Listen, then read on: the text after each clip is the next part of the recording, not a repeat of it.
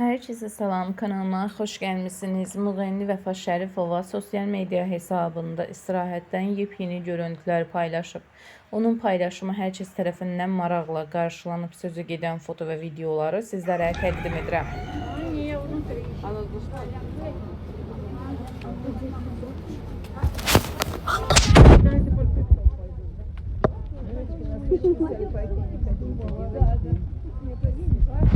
Дешево. Мы сами вяжем, и место, и кисловод. Хорошо, хорошо, соседи наши. Большая. Как большая? Вот папа.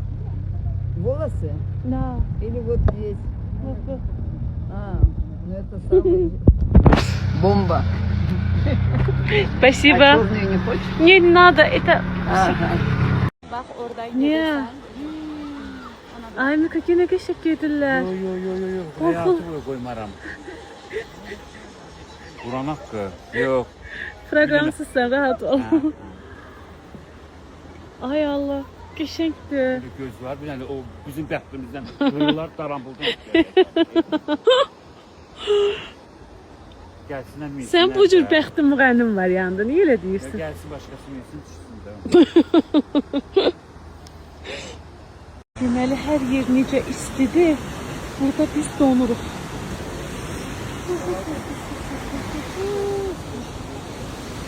Aha, indi bura kim çıxacaq? Ben çıkarım kız.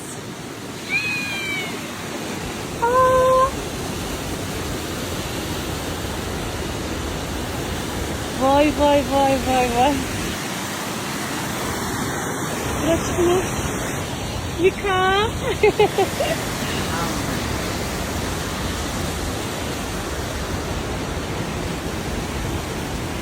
Ay Allah yerleniriz de.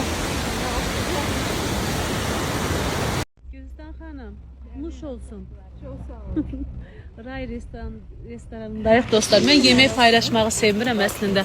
Amma burada bir dənə, nə dediniz bunun adına? Mehman müəllim, rulet, Abşeron kebabı. Hə, ev yox, yeyəndən sonra çəkdim. Dadına baxmadan çəkmək real deyil Gülistan xanım. Dadına baxıb indi çəkirik. Sabah bura kim gəlsə Ray restorana mütləq bundan sifariş verin. Çox dadlıdır, hə? İlk dəfə idi mən yedim, möhtəşəmdir. Bakı kebablarının gəlib burada dadına baxırıq, çox qəribədir. Ray restoranı o qədər gözəldir ki, biz buradan getmək istəmirik. Stoy. Hele bu çay sizler ne bir bak. Rengi çayımız. Teşekkür ederim. Nəhayət həmin gün gəldi çatdı və bu axşam bizim Ray restoranda konsertimiz olacaq. Ray restoranı Kislovodskidə yerləşir. Çox möhtəşəm bir yerdir. Yeməkləri də gözəldir, özü də gözəldir. Bir nəfər rəy yazıb ki, ora restoran yox, kafedir, balaca yerdir. İndi mən sizə göstərəcəm nə qədər böyük, nə qədər gözəl olduğunu. Baxarsınız dostlar.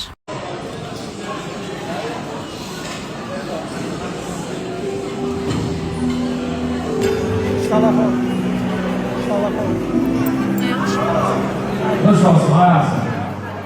Arkadaşlar, var olan ki bak bugünkü bu hoş görken her birimiz ben yoktur. Hansı sipariş, hansı sağlığı olur olsun orada üretmez. Bu bile de olmalı. Her birimiz adına bugünkü bu hoş görken Çekecek de ben diye de hayatım. Nasıl olsun? Şəkil